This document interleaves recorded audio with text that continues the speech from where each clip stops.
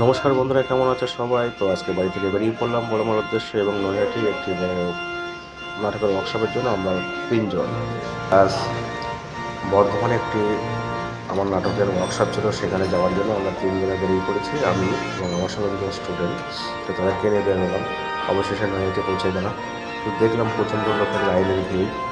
তো সত্যি ভীষণ ভালো লাগছে এত লোকের সমাগম। তো দেখুন বন্ধুরা, বাস সাইডে তোমরা নিশ্চয়ই দেখতে পাচ্ছ, তো সবাই লাইন দিয়ে দাঁড়িয়ে আছে বড়মার পুজো দেওয়ার উদ্দেশ্যে। তো আমার একটা জিনিসই ভালো লাগে যে সত্যি বড়মা জাগ্রত মা, সে কখনো ফেরায় না।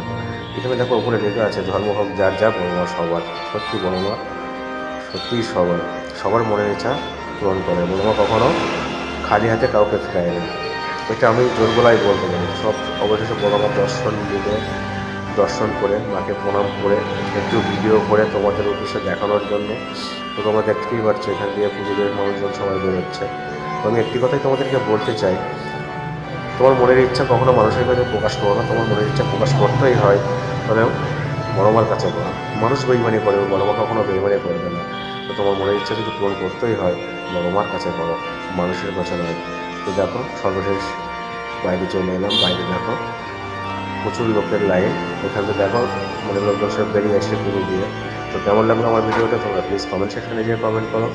আর আমার সঙ্গে থাকার জন্য তোমাদেরকে অসংখ্য অসংখ্য ধন্যবাদ। বড়মার কৃপায় তোমরা সবাই ভালো থাকো, সুস্থ থাকো। নমস্কার।